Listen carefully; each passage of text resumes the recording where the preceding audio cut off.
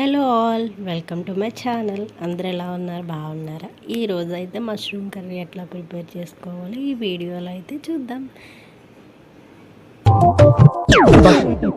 ప్రతిసారి దీనేంటి ఏమిట్రా? బాగుంటుంది, డెఫినెట్లీ ట్రై చేయండి.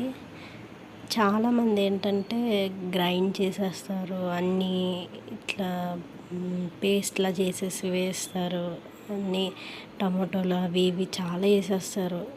అట్లా కాకుండా మనం అవన్నీ వేస్తే ఏంటంటే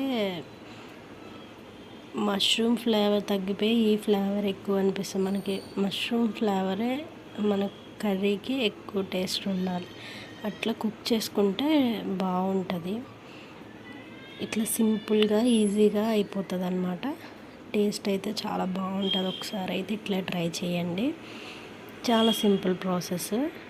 నేను ఇక్కడైతే 2 ఆనియన్స్ తీసుకున్నాను. అది చిన్నగా ముక్కలుగా కట్ చేసుకొని అయితే పక్కన పెట్టుకోవాలి. నెక్స్ట్ అయితే 3 చిల్లీ తీసుకొని అది చూసారు కదా, పక్కనైతే పెట్టుకున్నాను కట్ చేసుకొని. నెక్స్ట్ అయితే మష్రూమ్ కొంచెం పెద్దగా ఉన్నాయి కదా, ఇవైతే హాఫ్గా కట్ చేసుకొని అయితే పక్కన పెట్టుకుందాము. ఫస్ట్ అయితే మనం కడాయి పెట్టుకొని దాంట్లో 3 టేబుల్ స్పూన్ ఆఫ్ ఆయిల్ వేసిన ఇట్లా మష్రూమ్స్ అంతా కట్ చేసుకొని పక్కన అయితే పెట్టుకున్నాను కదా, అన్నీ అయితే రెడీగా ఉన్నాయి. నేను కడాయి పెట్టేసుకొని దాంట్లో కొంచెం 3 టేబుల్ స్పూన్ ఆఫ్ ఆయిల్ వేసేసిన. నెక్స్ట్ అయితే బిర్యానీ ఆకు వేసిన. నెక్స్ట్ షాజీరా 2 లామ్ మొగ్గలు వేసిన. తర్వాత జీడిపప్పు అయితే వేసేసి మంచిగా ఫ్రై చేసుకోవాలన్నమాట. ఇది కొంచెం ఫ్రై అవ్వాలి. ఇట్లా కొంచెం ఫ్రై అయినాక ఏంటంటే దీంట్లో చిల్లీస్ అయితే వేసుకుందాం. కొంచెం దూరంగా ఉండాలి. చిల్లీస్ అయితే వేసుకొని నెక్స్ట్ దీన్ని కొంచెం ఇట్లా మిక్స్ చేసుకుంటే సరిపోతుంది. నెక్స్ట్ దీంట్లోకి మనం కట్ చేసి పక్కన పెట్టుకున్న ఆనియన్స్ అయితే దీంట్లో వేసేద్దాం. వేసేసి లైట్గా సాల్ట్ అయితే వేద్దాం. సాల్ట్ వేసేస్తే మంచిగా ఇట్లా కుక్ అయిపోతుంది దగ్గరగా. ఓకేనా? చెప్పు. ఇక్కడ నేనైతే జింజర్ గార్లిక్ పేస్ట్ అయితే వేసుకున్నాను. అది కొంచెం మిక్స్ చేసుకుందాం. అది కొంచెం పచ్చివాసన పోయేటంత వరకు ఇట్లా ఫ్రై చేసుకోండి. నెక్స్ట్ అయితే కొంచెం పసుపు వేద్దాం. మనం పసుపు వేసి ఒకసారి మిక్స్ చేద్దాం.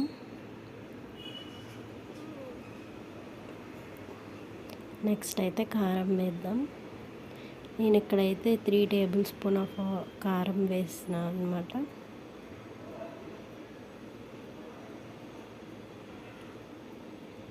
కారం వేసి మంచిగా మిక్స్ చేసుకున్నాను. ఇక్కడ మిక్స్ చేసుకున్న తర్వాత అయితే నేను మష్రూమ్స్ కట్ చేసుకొని పక్కన పెట్టుకున్నాను కదా, అవి అయితే దీంట్లో వేసేస్తాము. ఈ స్టేజ్లో వేసుకొని మంచిగా మిక్స్ చేసుకోవాలన్నమాట.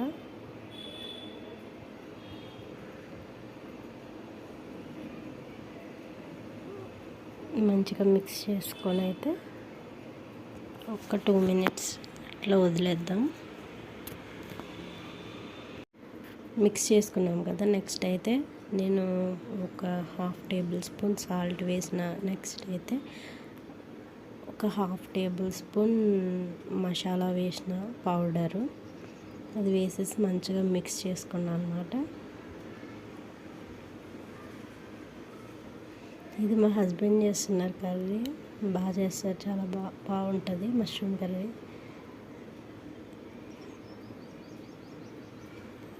కొంచెం వాటర్ అయితే వేస్తున్నారు.